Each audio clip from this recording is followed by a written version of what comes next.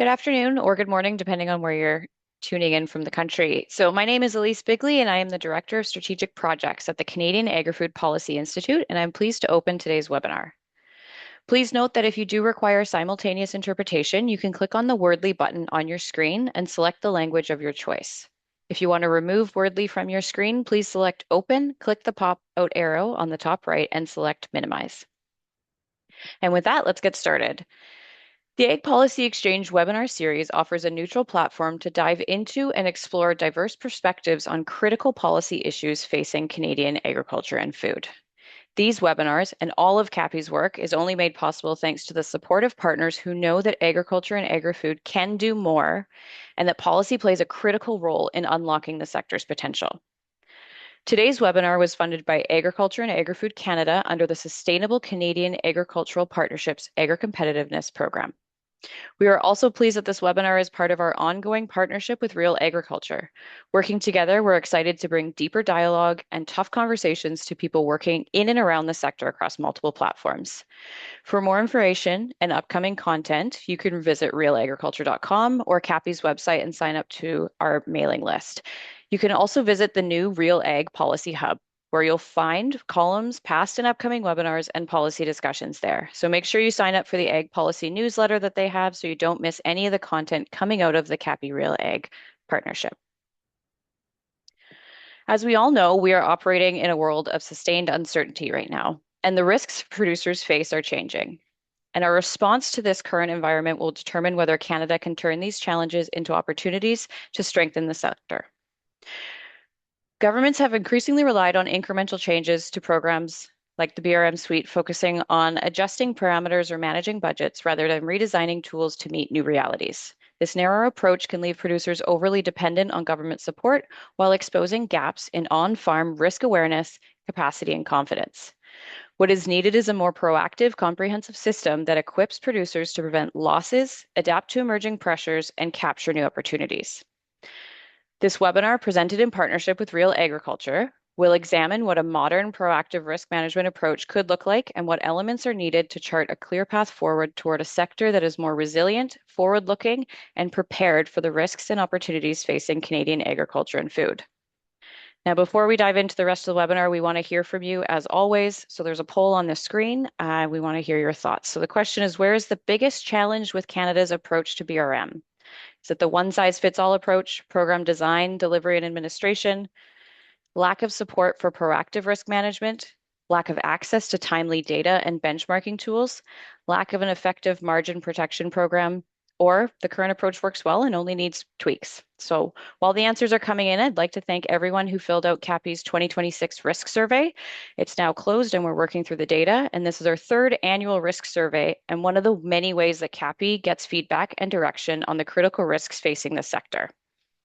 The data from responses influences the work that we do, including the direction of our annual CAPI Exchange Conference, which is happening this fall on October 6th and 7th in Ottawa, and registration opens soon, so we encourage you to register for that.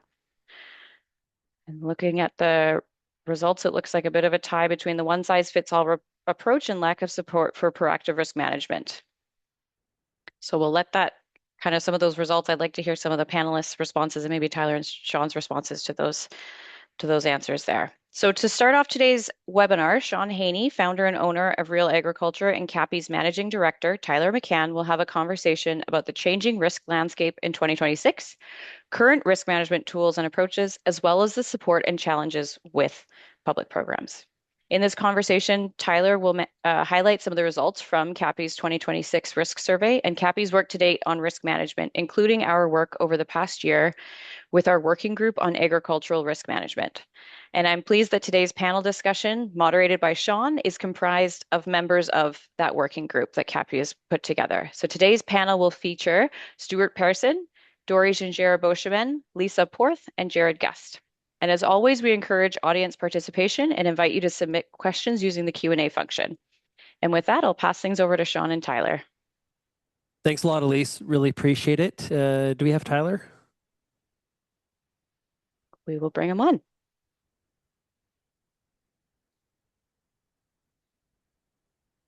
There we go. We got him. There we go. Okay, so Tyler, as you look at the results of that poll, Does anything specifically stick out to you? I'm surprised by the support for proactive risk management. To be honest, Sean, that's something that's been a theme of the work that we've done. We put out a report with Farm Management Canada within the last year, looking at that as an area that there's a lot of untapped potential. And I think if you look at the kind of the other side of the results, I think that there's kind of this broad recognition that the system isn't working well, and that we do sets the context really well for some of what we've been tackling and some of what we've been seeing and hearing in the risk management work we're doing.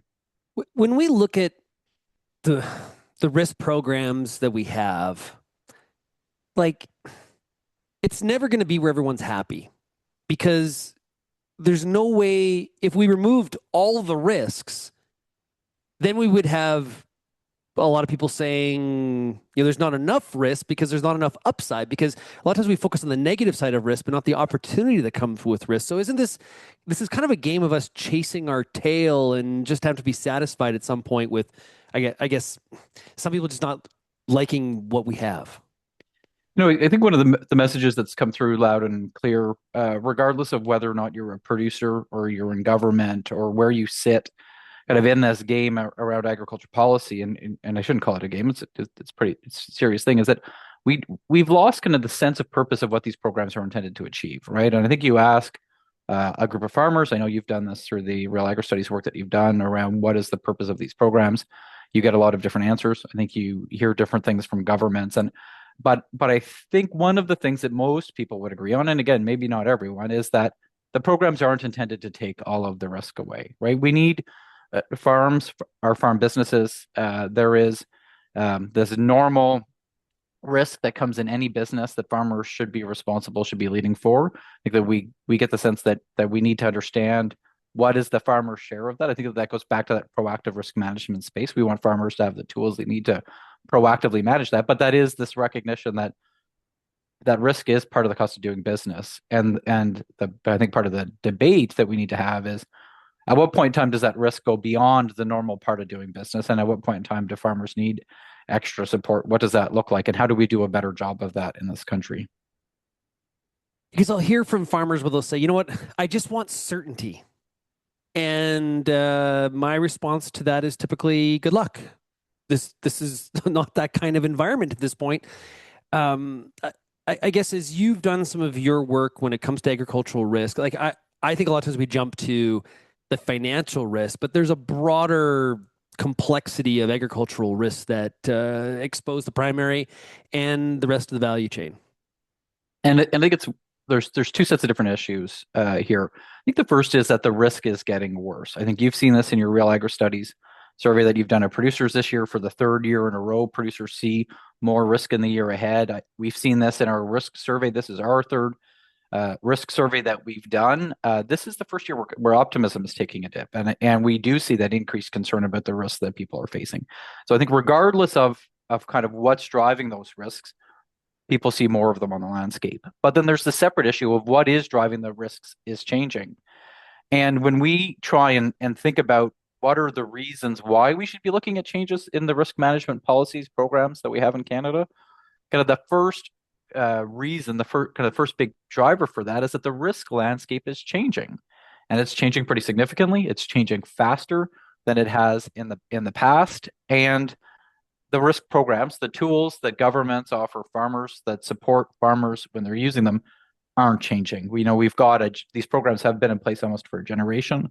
So much of the risks that farmers have faced have changed over that period of time, and it's I think a question around how do we catch the risk management tools up to the risks that farmers are facing?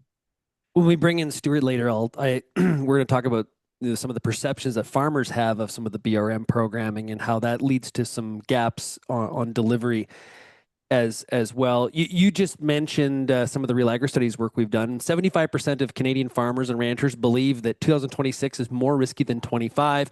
And if you look at 25 to 24 and 24 to 23, it's in that 69 to 75% range. So if you compare 26 to 23, there is a high increased either perception of risk or the reality of risk, which I would argue. Like if we did that survey today, Tyler, it'd be 100% of farmers would think that today is more risky than last year without question about it.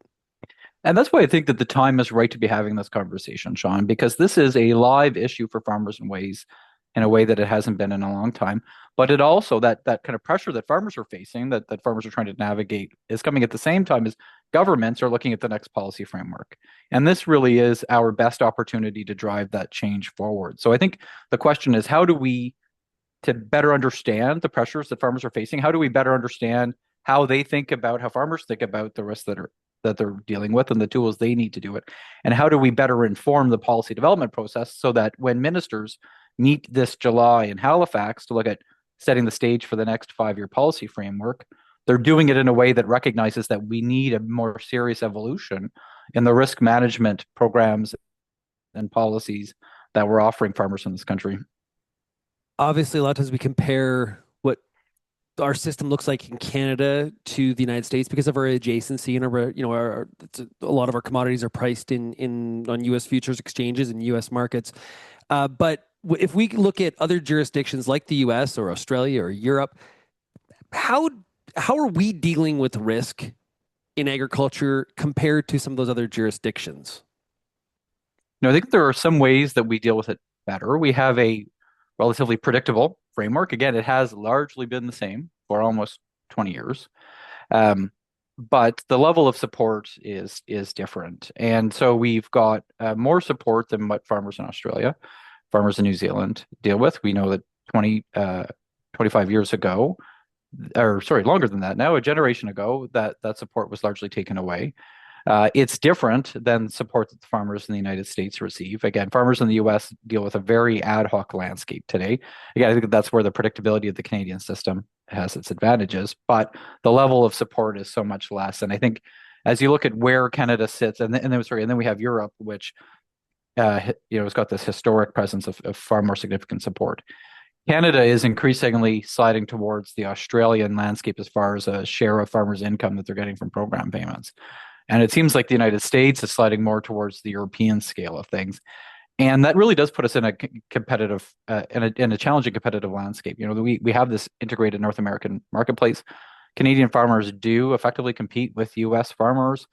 That's not just in commodity markets, that's on input pricing. We know fertilizer markets are a problem today. And if you look at what US farmers might get for income support to deal with the increasing cost of fertilizer, and Canadian farmers don't see that same support, that same mechanism, that same ability to remain competitive, they're going to deal with a higher cost of fertilizer and deal with a set of programs that are stable and predictable, but aren't necessarily effective.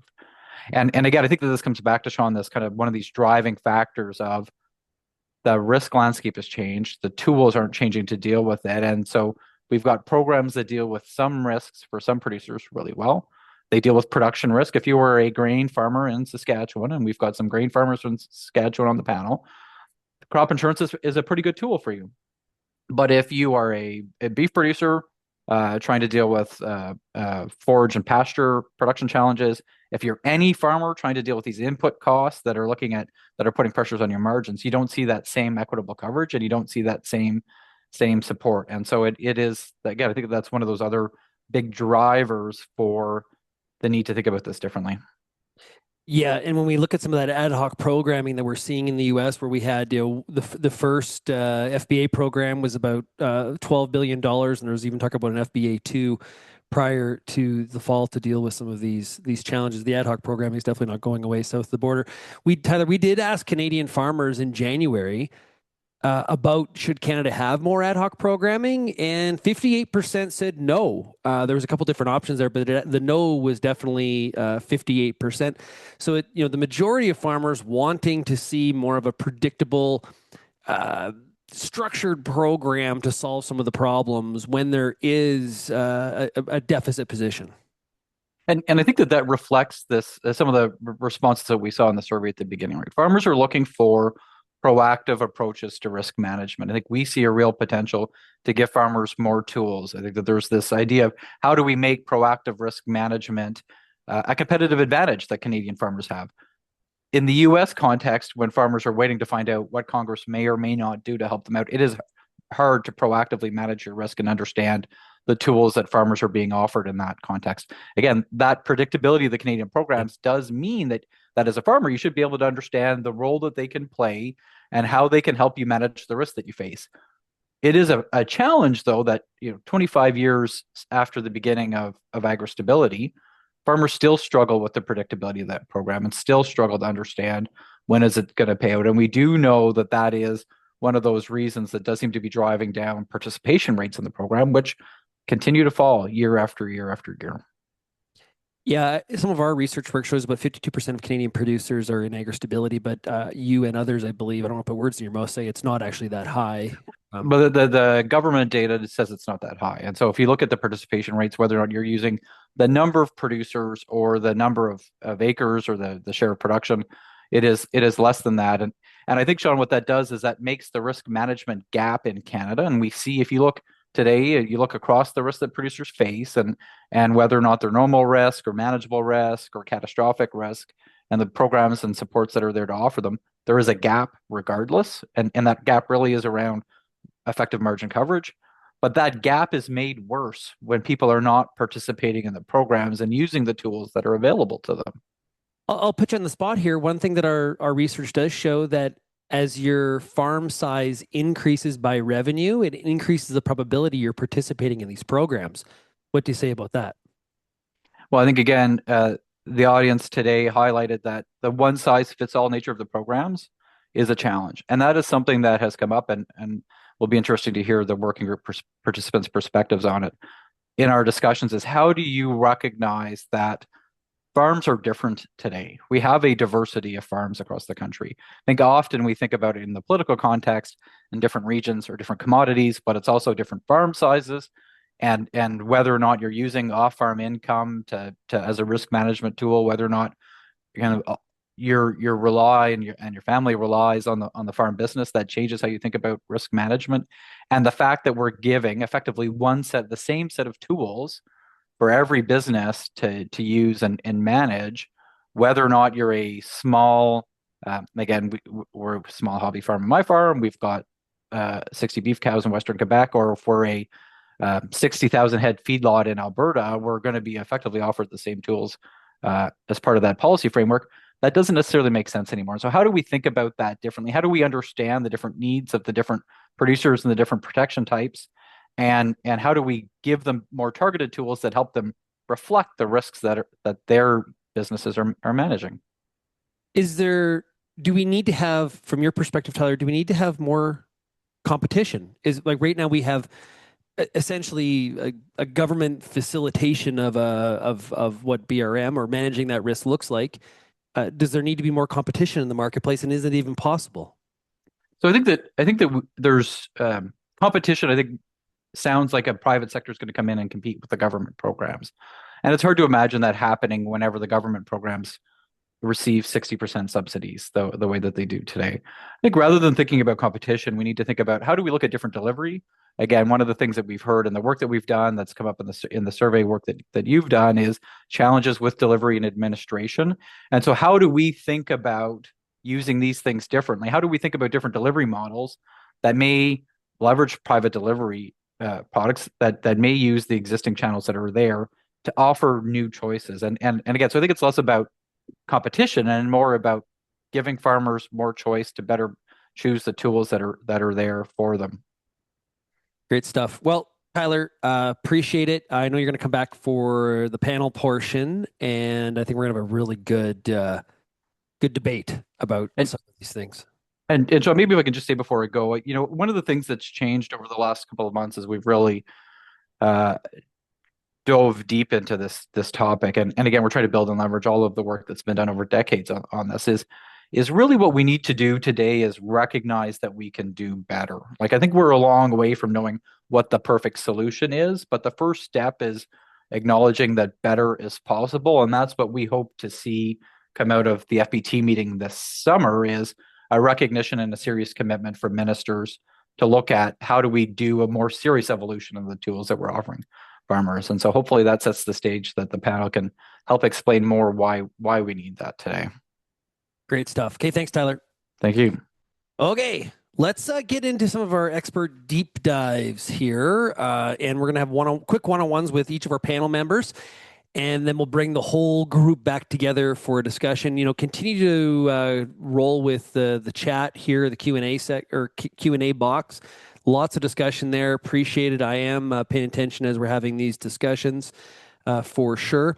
Up next, let's bring in Stuart Person. He is with MNP. Stuart, how are we doing? Good. How are you, Shaun? Well, I'm doing better than your Oilers. We'll just put it to you. We'll just put it that way. Well, they looked very good last night. I was very impressed. I wish it was that way every night. Yeah, it's not consistent. Just like farmer incomes, right? That's right. It's volatile. There's a lot of comparisons we could make there. Stuart, M&P national firm dealing with a lot of clients of different shapes and sizes. In the poll there was, one of the answers, one of the concerns or one of the barriers here is kind of a one size fits all. Connect those dots for us a little bit in terms of some of the challenge here as you look across your client base.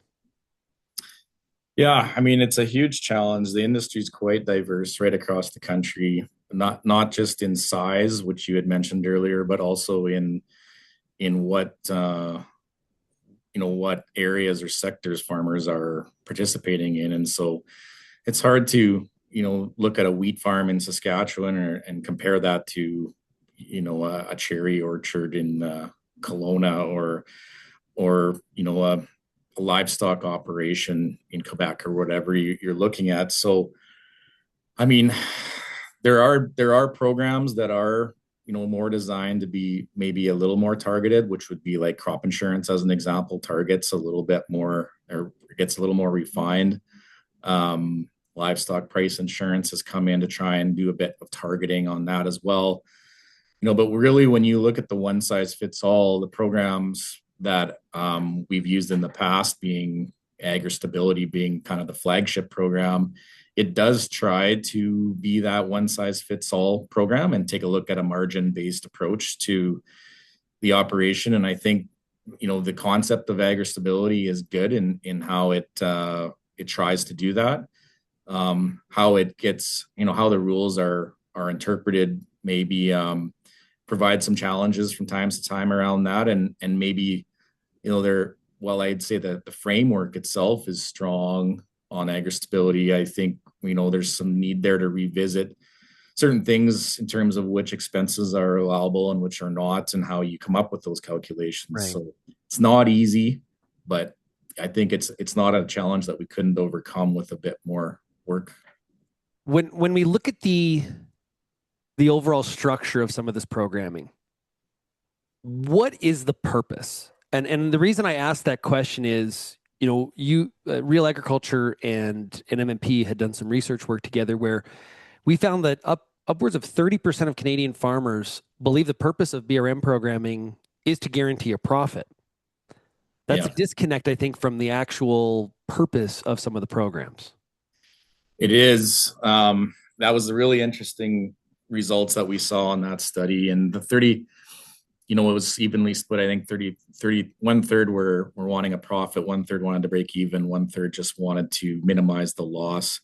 The purpose of the program is more in that minimize the loss category. The purpose statement itself reads something to the extent of, the program's there to help farmers manage risks that threaten the viability of their farms, right? So if you're, incurring significant losses on your farm, especially if you do that more than 1 year in a row, that would threaten the viability of your farm operation. And so, I mean, I guess what I would say around that, Shaun, is that I feel like that purpose might have been communicated back in the late 90s and early 2000s when these programs started, taking shape.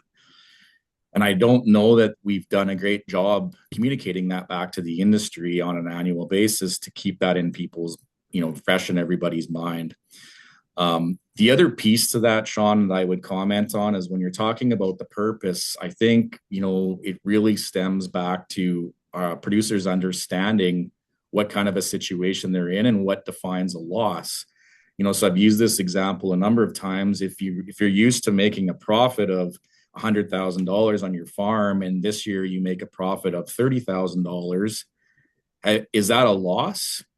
And some farmers would say, yeah, that's a $70,000 loss. Well, your income went down by 70,000, but you still made a profit, right? And so from the purpose of the program is there intended to deal with the situation when you lose $100,000 and you're in the red, versus when you are just, your profit just bounces around, but it's still a profit.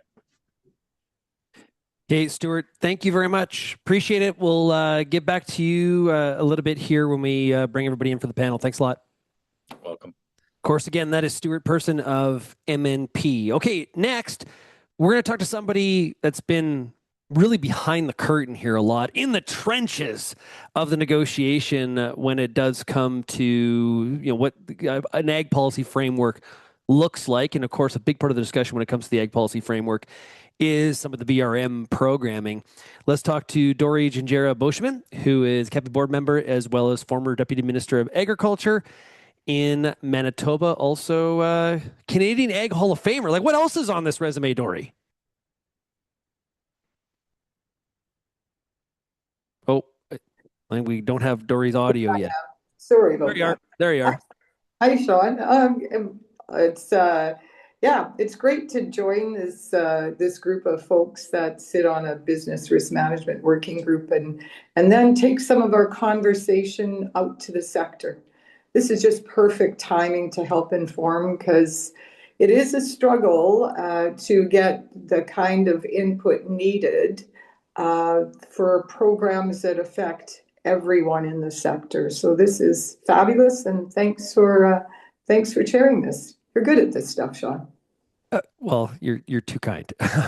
Dori, how do we build a 2027 ag policy framework that remains kind of true to specific policy principles while still remaining, having some flexibility built into it enough to address some of those regional needs from province to province, right? Like Manitoba, a lot different than BC. That's different from Nova Scotia.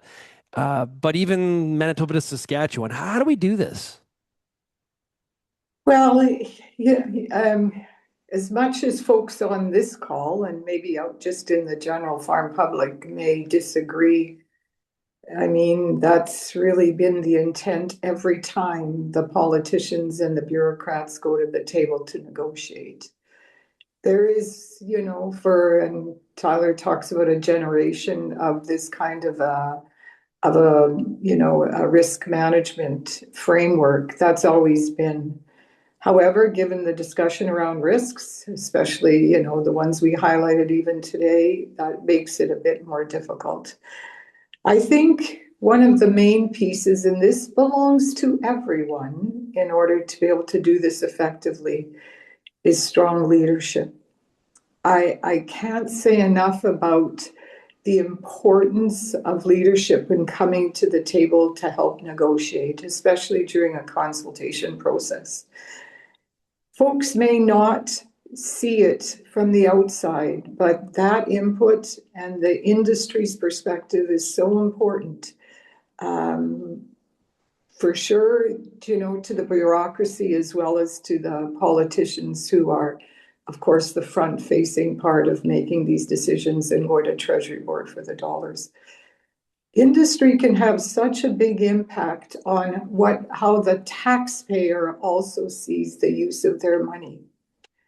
It's really challenging to be able to go, for example, and I've done this before on this discussions like this, to go to Treasury Board and defend the taxpayer dollars that are being used for business risk management, when so much of the conversation outside that room is about how the programs don't work. And I'm not by any means suggesting that they work for everyone, but we do need that leadership in the whole circle around the ag industry to come forward and to be able to agree as to what is the role and what are the risks that really these programs should be able to deliver, and deliver well. and deliver well. That should be an expectation. Yeah. However, and then when the decisions are made, to be able to go back and then support those decisions. So I think it comes down to leadership, I think, Shaun. And we talk about the flexibility in program design, but also in those negotiation requires some flexibility from some of the different stakeholders in terms of maybe finding some compromise. And I think one of the challenges here when we think about this going forward, you mentioned going to Treasury. It's the money side of the equation. We've got, austerity from a federal perspective, which the industry's been, talking a lot about, but some of the provincial budgets aren't in great shape either. In particular, like one of the big funders here, big financial responsibilities is Saskatchewan as an example. And, they got a provincial deficit right now. Depending on what happens with the price of oil going forward here. So a lot of this just comes down to money, Dory. Absolutely. And yet the money are for programs that are intended to support the policy principles. I think too often we're busy looking at what programs we're going to deliver, and we haven't been strong enough on the policy principles that we're to achieve. And I think that happens to all of us. It doesn't take long when we're having a discussion around, regardless of where it is in the country, and we've identified a problem. One of the things that happens very quickly and easily is what kind of program could be designed to deal with it. We have more often than not, forgotten to take a step back and talk about what policy implications those are, or what is the intent of the delivery. And I think that will even be more critical in these times where budgets are tight.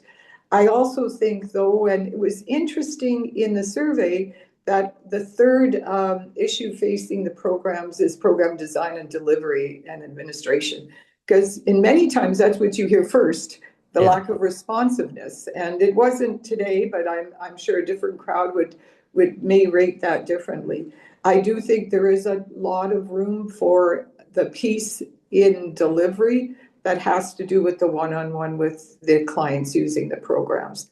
I don't think, I think that's where the efficiency could also be, because I think that undoes some of the extra costs that we face as well too.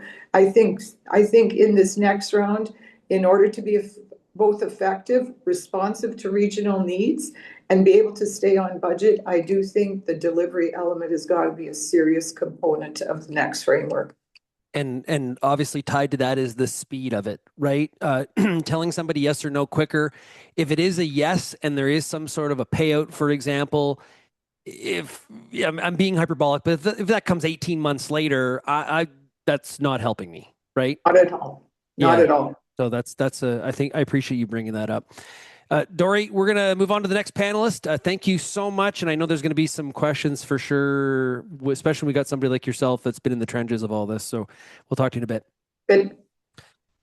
Next up, I am really happy to introduce everybody to Dr. Lisa Porth, who is at the University of Guelph. Lisa, it's great to chat with you. Hi, Shaun. Thanks for having me. So talk about some of your research. Where are you focused? So I'm primarily focused in the space of agricultural insurance and risk management broadly, but around product design, pricing, both from an insurance and reinsurance perspective.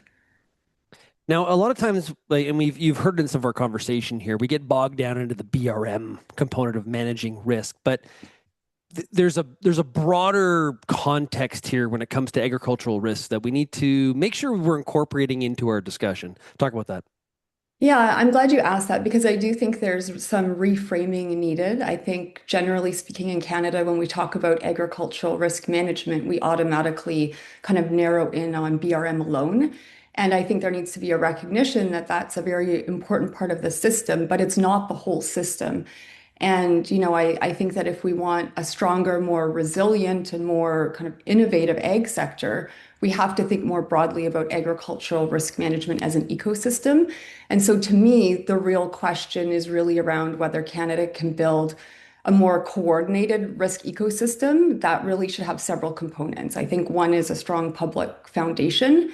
I think there needs to be room for private layered participation for many reasons, including we've talked about, kind of program costs, liability, delivery, efficiency, that innovation flywheel. And then I think the third piece is really thinking about the modern kind of end-to-end risk infrastructure that allows the whole system to function better. I asked this earlier to Tyler, when you incorporate all of that, how do we perform in Canada to deal with these broader risks in comparison to other jurisdictions? It's nuanced because I think, every kind of geography thinks about it a little bit differently. And there's pros and cons to that. When you were talking to Tyler, we talked about kind of subsidy levels and, kind of dollar share. But I think about it more of like a layered approach, maybe, where I think it would be kind of taking some of the best components of all of these other systems that exist globally. And I think a layered kind of public-private partnership approach makes sense in principle because not all agricultural risks serve the same purpose. And not every layer of risk should be handled in the same way. So I really think we need to think about the types of risks, but the layers of risk. And so there's a foundational layer where public support is essential. And that includes kind of broad access, right? Whether we're talking about equity, catastrophic stability, baseline, safety nets, however we want to define that as part of the policy framework that ultimately producers can count on. But above that, there's other layers where there can be more tailored, more innovative, and more responsive tools that can add more value. And so I think one of the structural limits then of our current BRM model is that it has to operate as a broad, equitable, kind of all-comers system. And that's really important from a public policy perspective.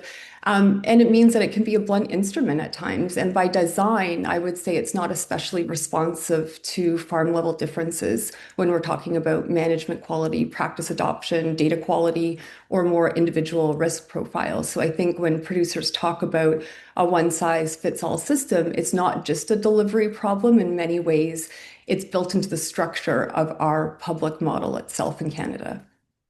I feel like we have a hard time agreeing on a lot of things in the sector, trying to get people to agree on the prioritization of the risks.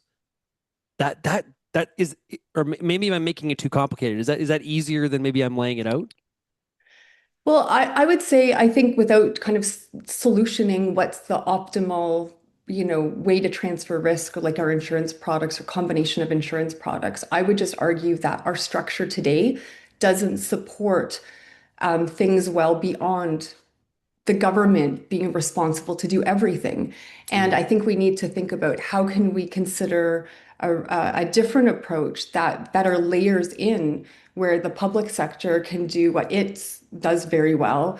How can the private sector come in and add value, whether it's through more performance-based tools, individual tools, a more kind of proactive risk management strategy, but how do they work together? And today, if we look at the subsidy structure, it doesn't always leave room for the private sector to play in that space. And so one comparison I would just quickly draw is when we do look at the US system, one thing I like about that as well is the private sector is part of the delivery, that ecosystem. And by virtue, then they're encouraged to deliver these other kind of add-on higher layer products that there's space for the private sector to create and innovate because there is a lot of desire for that capital to come into Canada. And there's a lot of capital that exists to come in and to support that system. So when we talk about some of our shortcomings around cost and whatnot in Canada, I think that's the opportunity where we get the win for all. And it's really about giving producers more choice in a layered approach to optimize their risk management strategy. In some people would say, yeah, that's a bigger market. Canada is a smaller market, harder to. Does that make it harder to attract private players into the marketplace, or is it the fact the government has such a dominant position? It's hard. Like, what's It's the structure. Here? Okay, it's the structure. It's the structure because I mean Canada's a very desirable place for capital to come for risk for agricultural risk. It's short-tailed. We've got great data. We've got fantastic producers. Like, it is very desirable. It's the structure right now. And again, like Tyler mentioned, it's not about the private sector competing with government or vice versa. It's how do we structure it so that it can work as an ecosystem. If there's room and space, we will see a lot of capital come into Canada in terms of innovating and supporting, and filling in all of these gaps. But it's how do they fit together? And I think that's the bigger policy question that I hope comes out of these FPT meetings is really thinking about that design perspective. And we'll get to more of in the panel, but also the coming technology curve as well, in terms of like sensors and satellites, and kind of honing in a more individualized data than sort of some of the regionalized data we've been using. Yeah, and I mean the technology and AI has just increased, at a fantastic rate. And again, it ties into the structure. It all exists, and we need room in Canada for these innovations to come and actually like integrate within the overall risk management ecosystem. And each of these things have pros and cons, but like it's really around creating the risk infrastructure, if you will, in Canada, and having a way where kind of public programs can interact with these private programs instead of them kind of operating in silos. If you think about how confusing that is for a producer to think about how do you optimize your risk management plan when everything is sitting in silos and we don't have a shared kind of risk infrastructure in Canada. I think that's kind of the foundational piece that's missing to drive agriculture forward in Canada. Great thoughts. We've been talking to Dr. Lisa Porth from University of Guelph. Lisa, we'll get back to you in a second here. Thanks, Shaun. Much.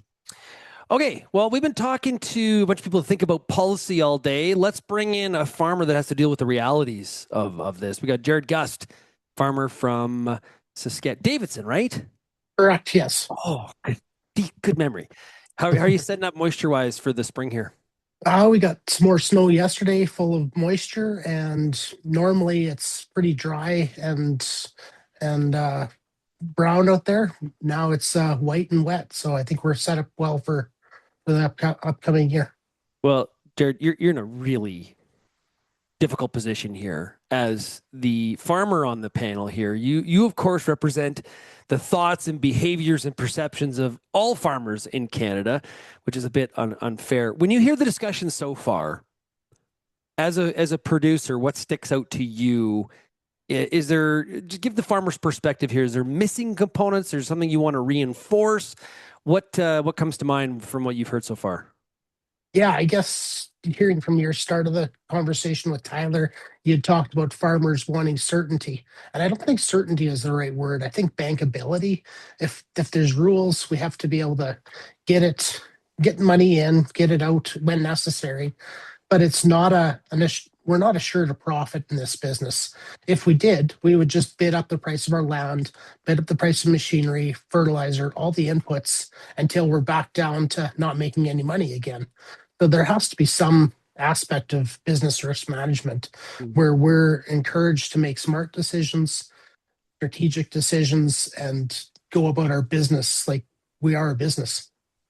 What are some of the things that you're doing on your farm to deal with some of the risks that we're dealing with in 26? I guess part of it is the roles that I play on these different ag commissions and committees is trying to understand what's out there better. We pay a lot in different accounting fees and strategic plans, peer groups, networking, just trying to do everything we can to find out what's out there, what's the best practices, and what can we do better? How can we learn from other industries in just being involved and being active in our business? There was a time in the industry, and really not too long ago, where you kind of manage the business season to season. And I find a lot of farmers I talk to, they've moved into like a 24-month kind of rolling approach, right? Like when we get to July, you're going to have people calling you saying, hey, let's talk about 27 FERT and talk about that being a difficult decision. It's way tougher than the 26 decision. Yes. Have you found that you've changed your planning process and execution there of that plan compared to maybe when you're a little bit of a younger clipper around the farm? Yeah, it's absolutely changed. Like just the the change in the Canadian Wheat Board. Marketing is now such a much more important thing. We still pay for marketing advice, but we have the ability to make our own decisions, our own cash flow, manage things. As you talk about fertilizer, fuel, inputs, what can we do to manage that? How do we use the best of the best of brand name products, but also on stuff that's older, we do use generics because it's the exact same. So how can we manage that brand new technology and also tried and true, stick with what we know, don't get too fancy, base hits. Have you, for your own farm or, you know, some of your peers that you talk to on a regular basis about some of these things, have you increased the amount of, like, say, on-farm fuel storage you have, or on, you know, a lot of farmers now putting in fertilizer buildings, them, you know, storage facilities themselves to basically have, you know, paid for the inventory and have it on farm and don't have to worry about some of the supply risks? Or are those some of the things that you've been doing? Absolutely, we've been getting more and more fertilizer storage, more and more fuel storage. The geopolitical risks of the Strait of Hormuz is something that I didn't think about 5 years ago, but it's always been there. How does Canada and how do Saskatchewan farmers, Canadian farmers react to these different things? Chinese trade tariffs, Indian trade tariffs, now U.S. What are we going to call it today? NAFTA, CUSMA, whatever the thing is.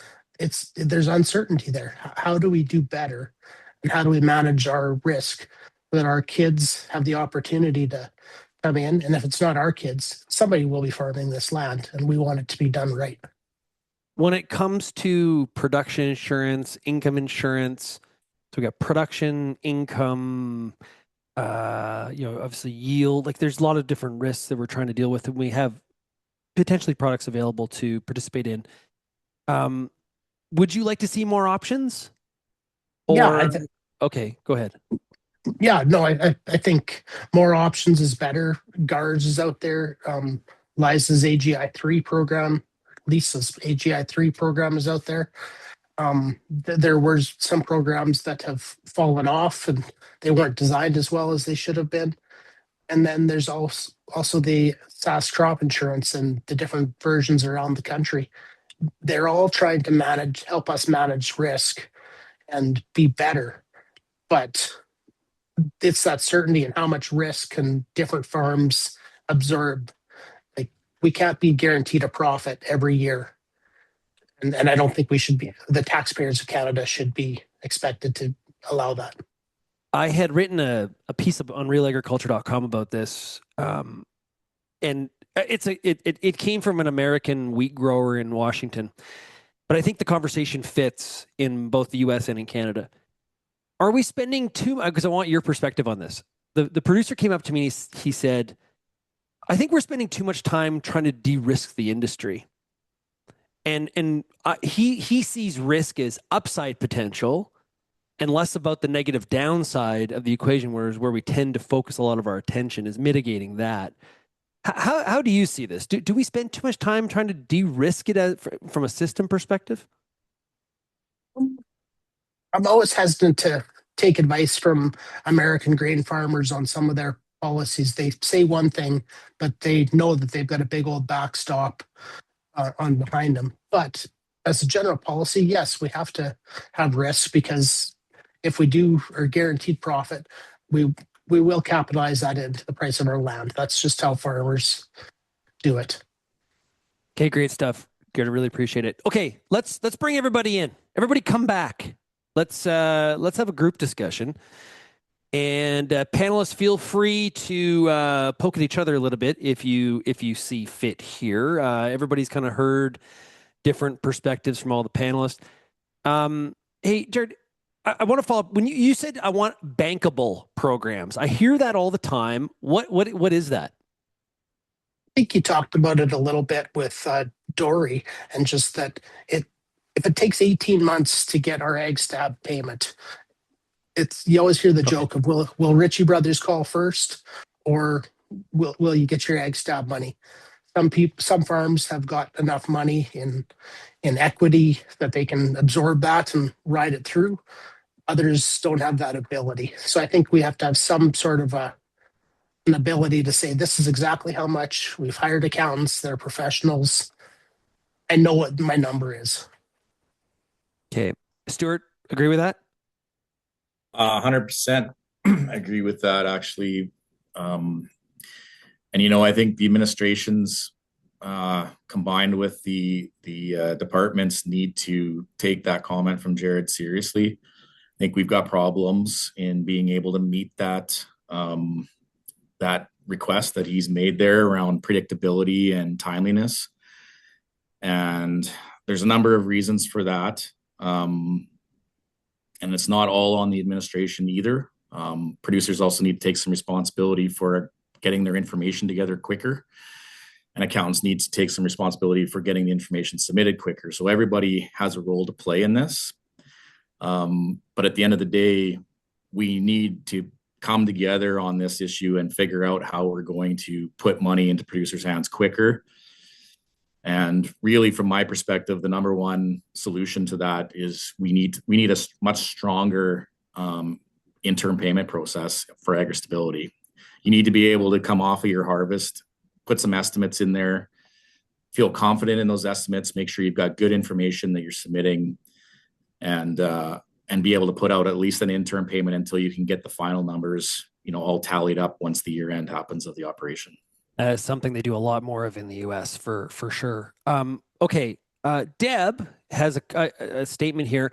Profit doesn't mean a farmer is walking off with a boatload of money. Means that a farmer can break even, make money to reinvest into the farm and live. Risk management gives confidence to farmers to keep going because they think when things happen without their control of the programs will be there for them. Geopolitics and weather and being competitive is part of that equation. Appreciate that thought, Deb.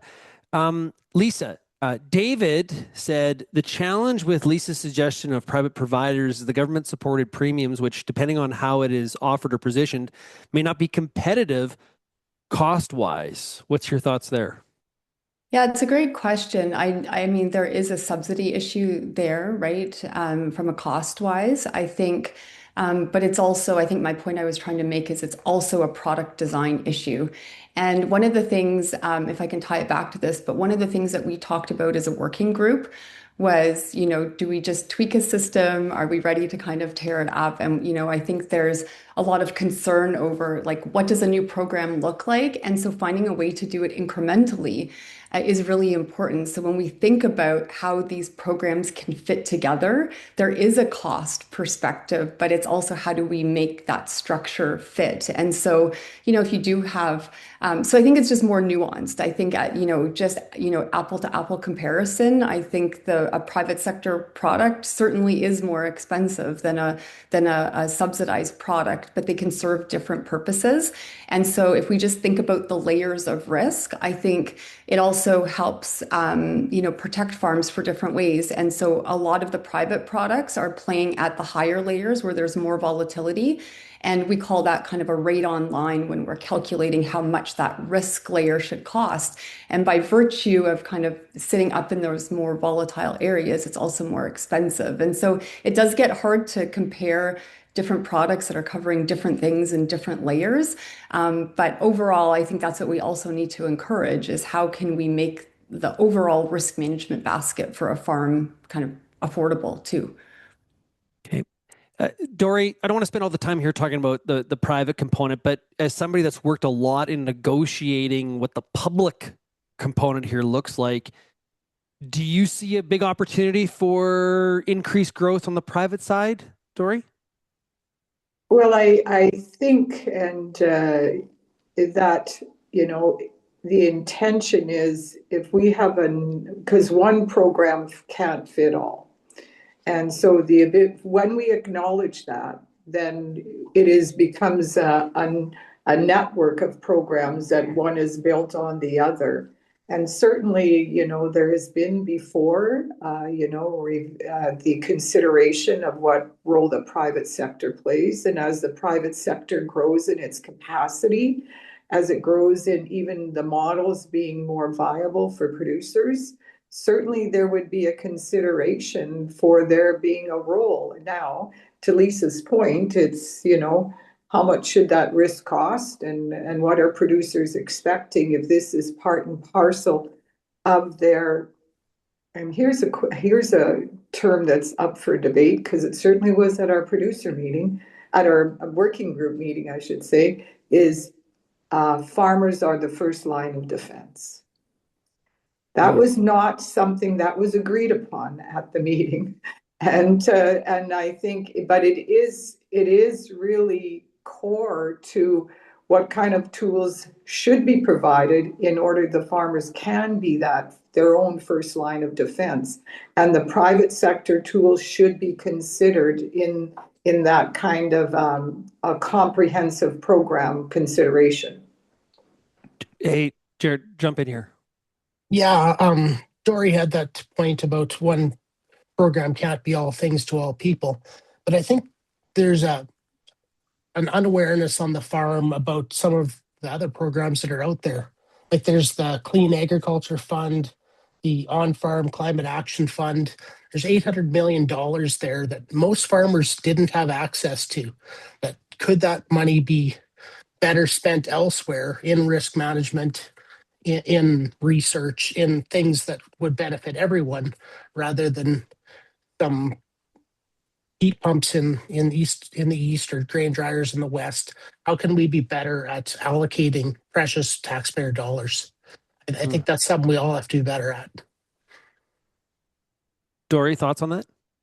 Yeah, I know. I agree with Jared. Absolutely. And so it again is, about what is the response, what risk should the public be responsible for mitigating or negating, and where are there options, and that farmers should have a choice. I think if we're able to link those decisions back to a policy outcome, and again, it goes back to, once we're reviewing what are the policy discipline areas that we're trying to achieve. And again, there's a lot of ways of doing programming. But the fact is, do we have the agreement on the policy outcomes? And I think in that, if people are fair and understand the volatility that's out there, I think people should consider private sector tools. But again, in combination with the rest, that it is deemed the responsibility of government to assist with.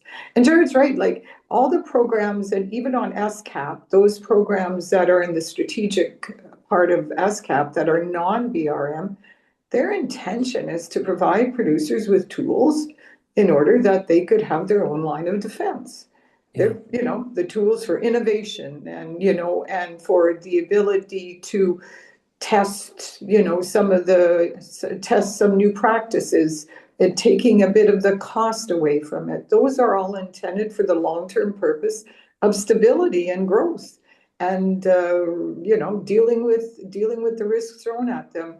But I don't think we've done a good enough job to explain where they fit in together, so that the producer can see the whole package that's in front of them. Lisa? Yeah, just a quick comment, I think, around kind of that first line of defense. The other component, like we're talking about, some of what we're talking about, those other funds are around like resilience building exercises, around investments and kind of management practices and technology. But on a very short-term basis, kind of within a growing season, some of what we also need to think about is cash flow. And the timing of cash flow, I think, is so important. So when we're talking about a layered risk management approach and how these different programs cover different risks and respond in a different way, some of these programs, including the private sector, are really targeting that cash flow timing issue.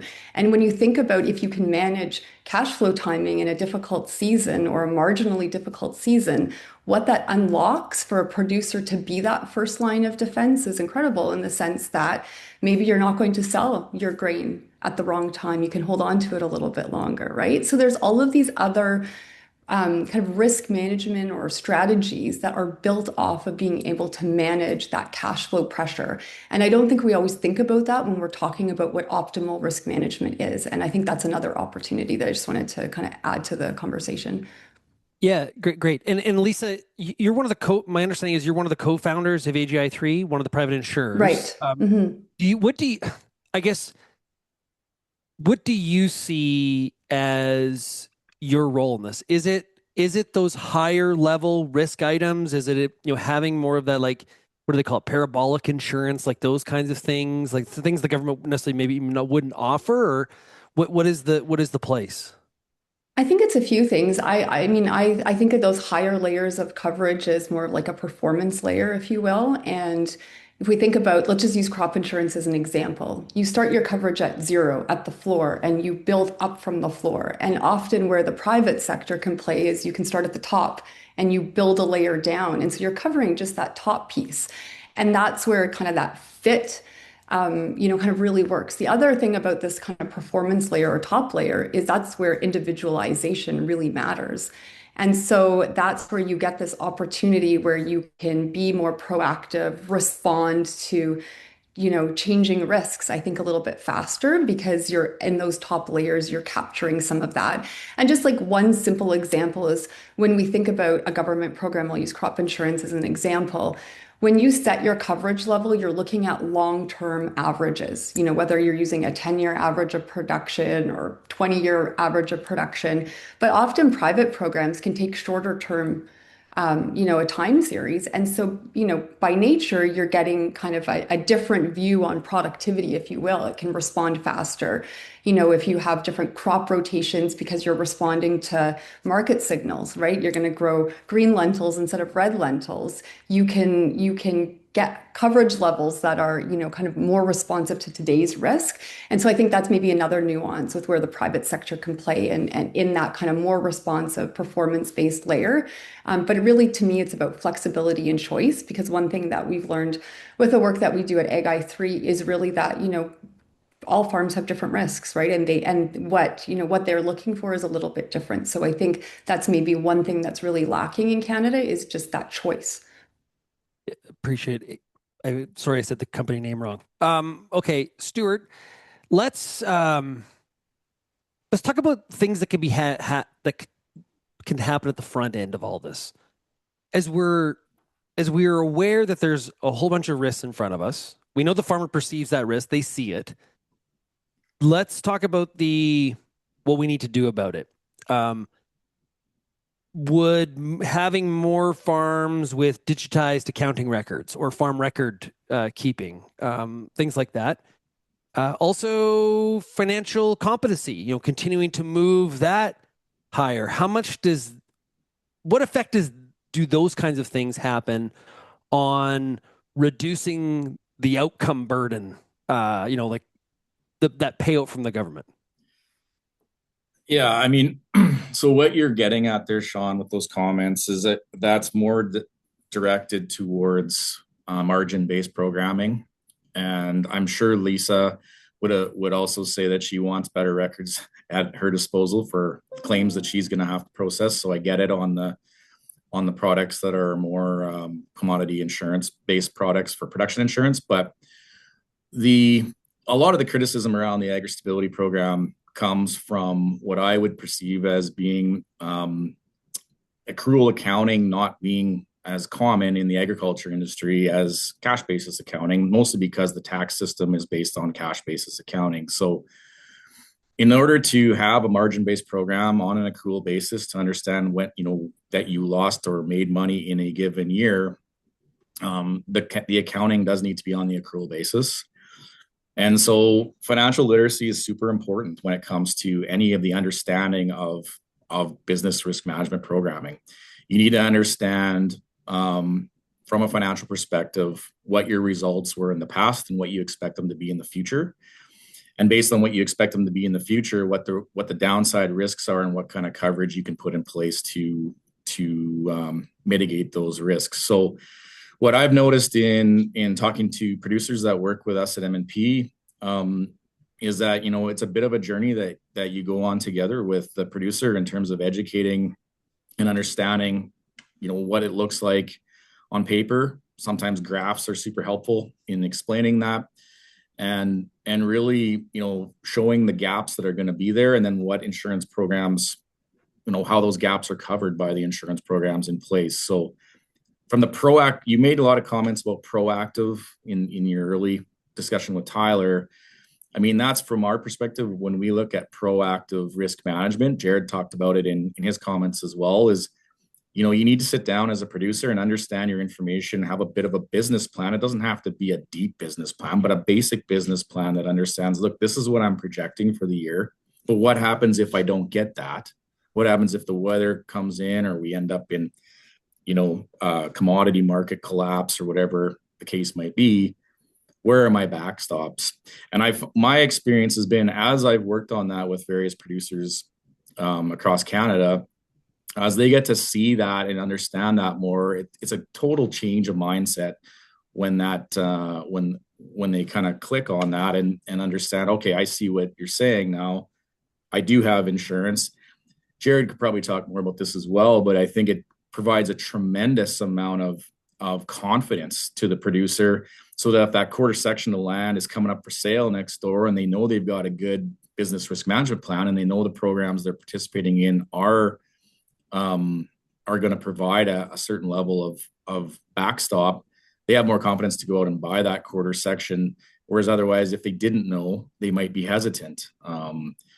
Again, maybe it drives up the price of land a little, Jared, when that happens. But that said, I think it's a calculated risk at that point. You also wouldn't go and overpay for that quarter section of land if you understand your risk, because you know that you don't have enough insurance to be irresponsible with your bid on that land either. Yeah, and Jeanette in the chat brings up a good point about, one of the risks we haven't talked about, probably won't get to today, but is like cyber risk, cybersecurity risk. That's a huge one and a growing one for sure.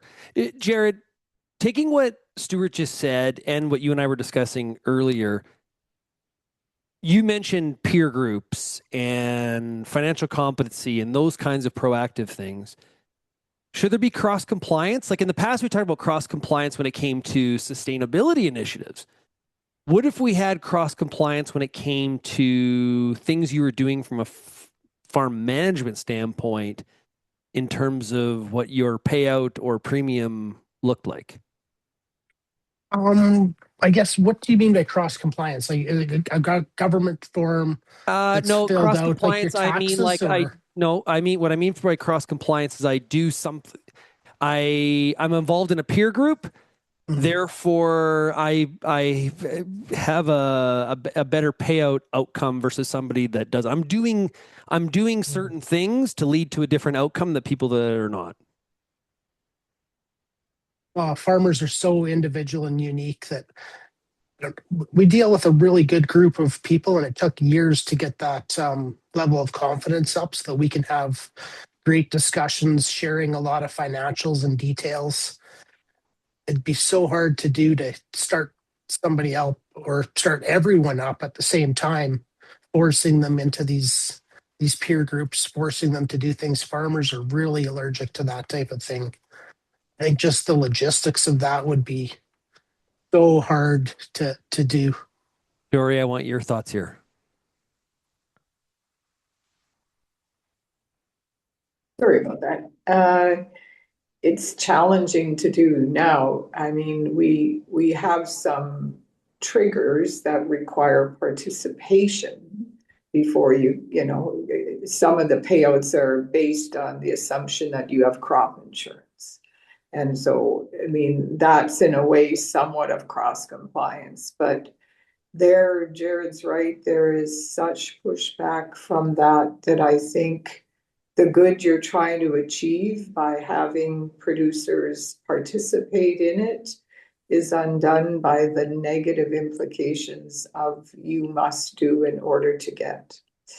And I think the early adopters and the innovators, they'll put their money in and take the risk for those new ways of doing business just because it makes sense for their operation. And we need them to continue to do that, because they set the trend. They're the on-farm research that systems need. They need to take that risk for the right reason. It's not a popular approach. Some jurisdictions love using cross compliance. Now, when it comes down to things like registering your farm in order to protect from a disease outbreak, that part I get, because there's a whole industry at risk. But when it comes down to the choice for your own operation, and it limits you from other programming, you got to have the right outcomes in order to be able to be brave, particularly politically, in order to do that. Stuart, Deb has a question for you specifically. Why grain farmers in Ontario have dropped out of the agri-stability in droves despite having ag accounts advising them, and despite major losses recently not triggering a payment. Ontario RMP program has paid out hundreds of millions of dollars over the last couple of years.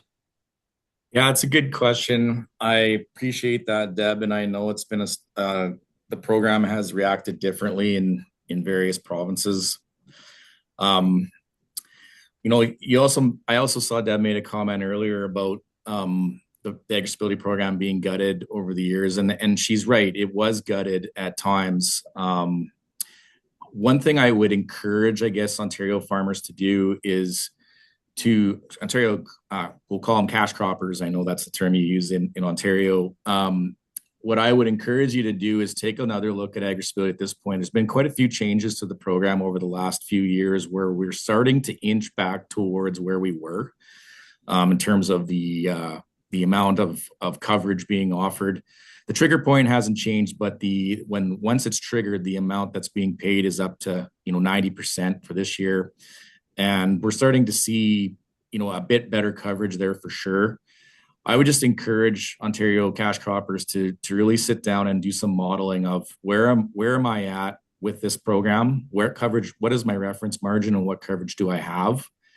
And then make a judgment based on those facts. And maybe they've done that. And if they have, that's great. But what we're seeing in the West, at least anyway, is that the improvements to the program that have come into play have made it significantly better in terms of its ability to provide or fill the gap that maybe crop insurance still leaves behind. From a government, I'm just talking purely government here. I'm not talking anything to do with GARS or with Ag I3. So those programs will also cover gaps, obviously. But you're not wrong, Deb, in that regard. And I think I would just encourage you. I hope what your comment is based on is that you guys have looked at it recently again now, because it has started to improve with some of the changes they've made. And I think we need more changes. If we can get some more modeling out of Ontario, we do need some more changes to the program to make sure that it is working effectively for cash croppers in Ontario.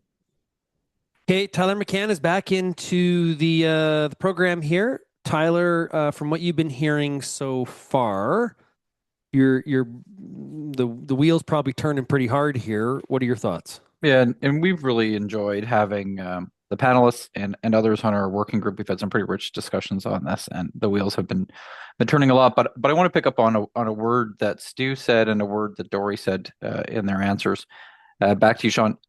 Stu talked about effective tools and agri-stability being an effective program, and Dory talked about the outcomes that we're looking for out of the programs. I'm curious as to whether or not the panelists think how do you define what an effective program is, and what are the outcomes that we're looking for out of the suite? And I think, Shaun, that one of the things that's become clear as we've done this work is, and we'll see what the panelists say, that we may not have the answers to that question that we probably should have. Yeah, well, I think a lot of people say, well, it depends. We'll see if the panel leads with that. I may have taken away there. I've taken away that from them, so now they're going to come up with something else. So, Dory, start with you. Depends. No, I just said you couldn't do that, Dory. You opened the door. It would have been silly of me not to go right through it. So yeah,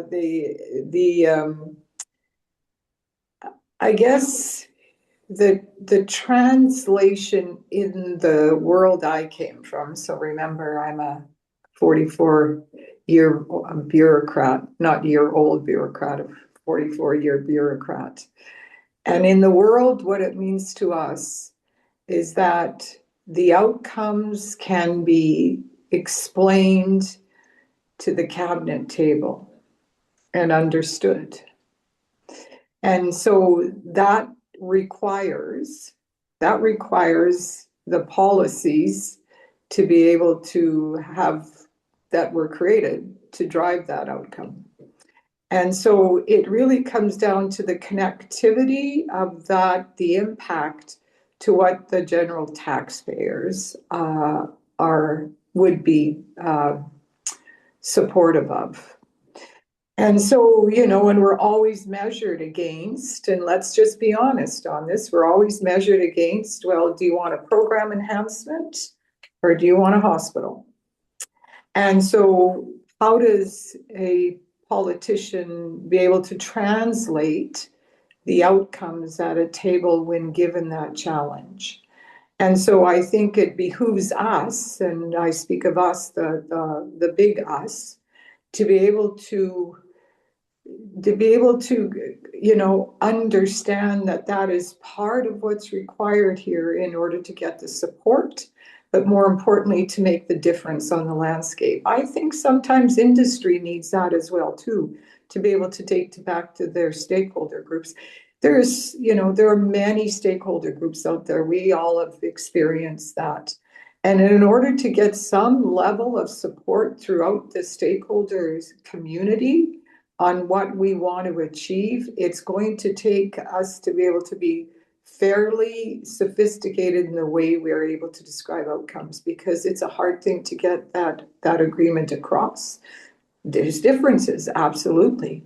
And the leadership that's required in order to put together this next program is going to have to focus on that. Lots of people want to see how their money is being used to deliver an outcome that's important for Canadians. Lisa, I want your perspective here on what are the desirable outcomes that we're chasing? I mean, to me, I think the desirable outcomes, it's really around giving farmers enough confidence to keep investing and adopting and borrowing and planning through uncertainty. And I want to link it back to what Stuart said around kind of describing the modeling, that MMP would do with a farm. And I think insurance is complex. And when you start mixing, different programs, I think producers don't have a great understanding of exactly what these risks are covering and how they'll respond.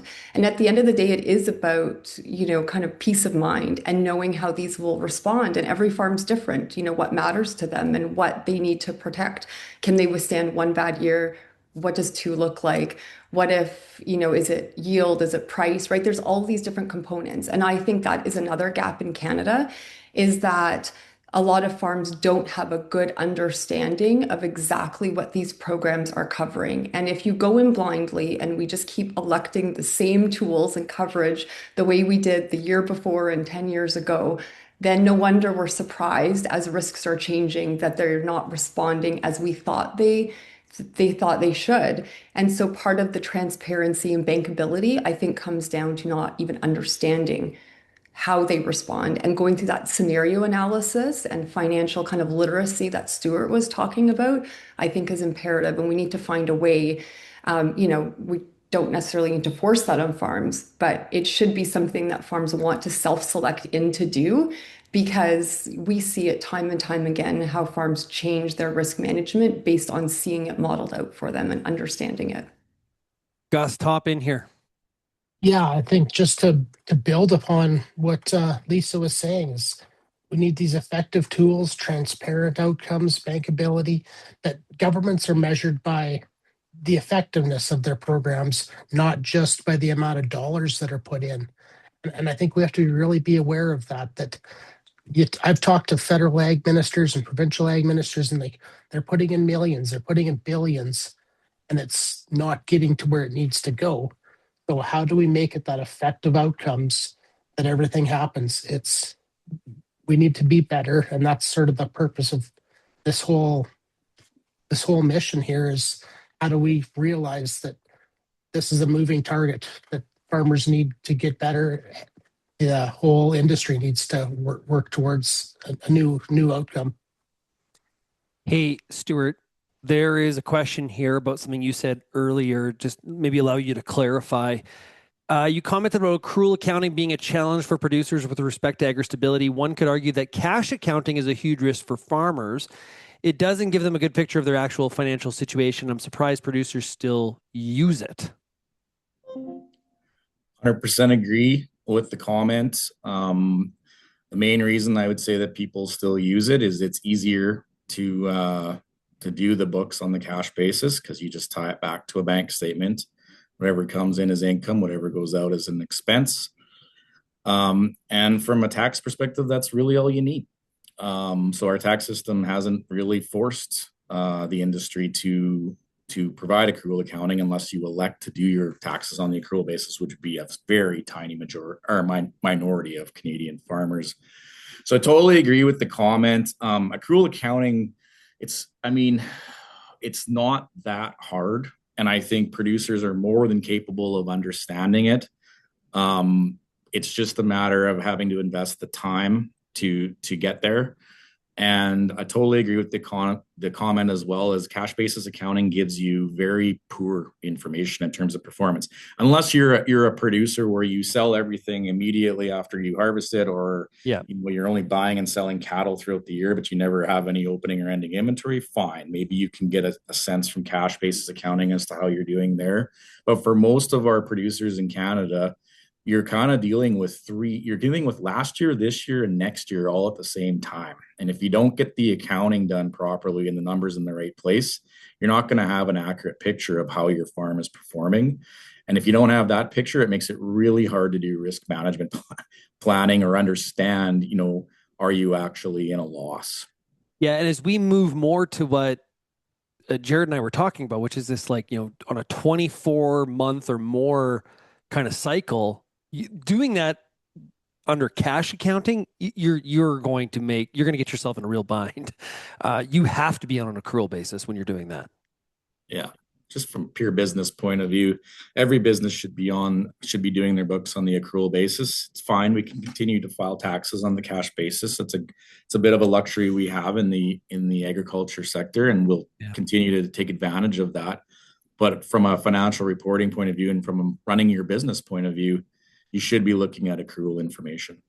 Okay, we're just about to wrap up here, but Dory, I want to ask you something. One of the big differences between the U.S. system of program delivery in Canada is the Fed-Prov cost and delivery share. The U.S. is more federal. There was a question about this from Graham, I think, in the chat. Do the provinces have too much power here? Would this be better if it was slanted more to the Fed, or maybe the Feds have too much power? Maybe more of this needs to be put onto the provinces. What's your thought, Dory? Yeah,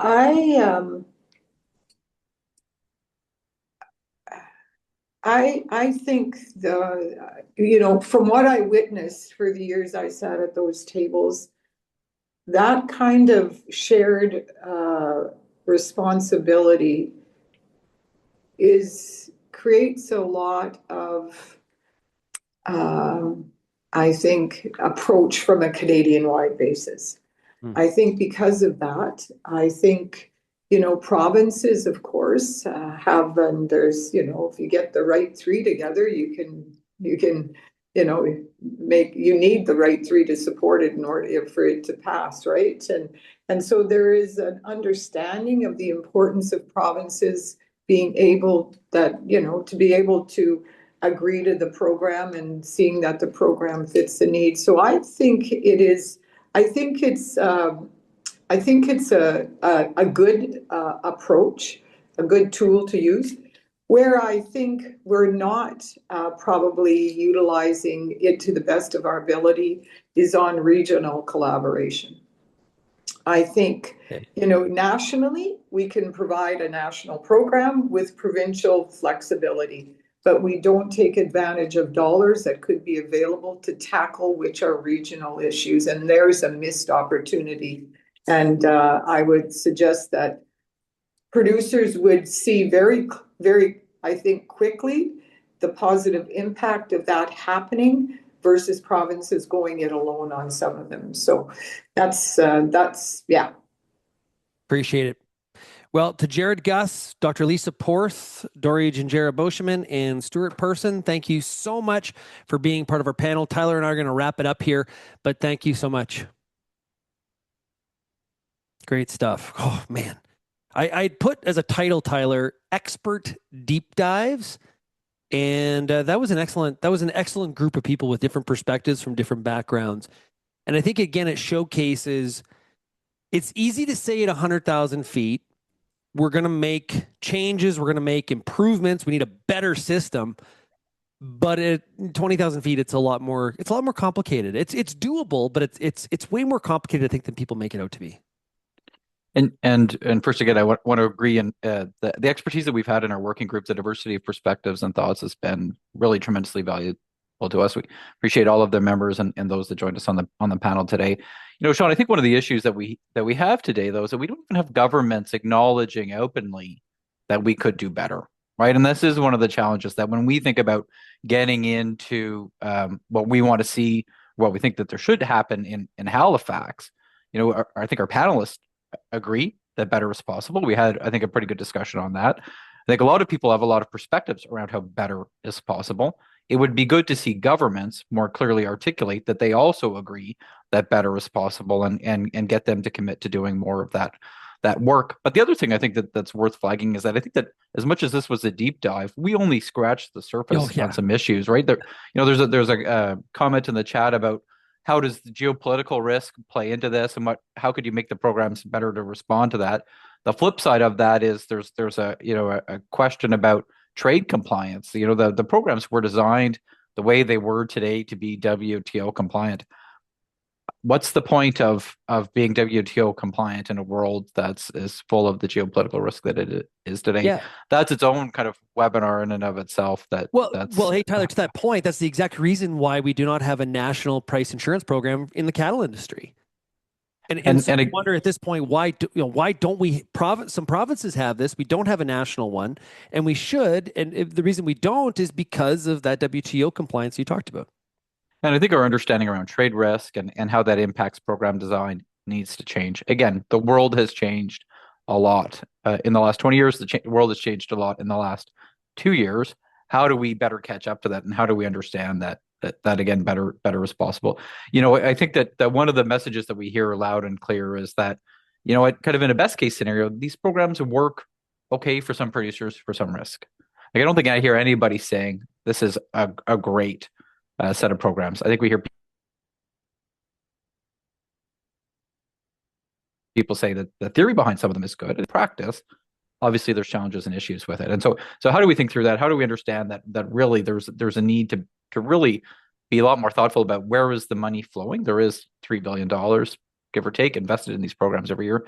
How do we do a better job making sure that support gets to those producers that need it, so that, as Lisa says, they can continue to invest and grow? I want to remind everybody to go to realagriculture.com/policy to participate, and make sure you don't miss any of the great content that Real Agriculture and CAPI are producing around a whole bunch of ag policy topics just like this one. Tyler, any last words here before we wrap it up? Yes, everyone should stay tuned. So we've got this work underway. That the conversation that we had today sheds a bit of a light around the conversations that we've been having for the last year on this. This is moving towards some products that will come out. We're trying to put some ideas, some solutions on the table that will help move this conversation forward, that will help give governments something more serious to think about around the need for reform. So stay tuned for that. We talked about the risk report earlier. That really highlights the context that this is coming to. That will see the light of day in the next month or so too. So as you say, go to the websites, sign up for the mailing lists, and stay tuned for all that's coming on this important topic.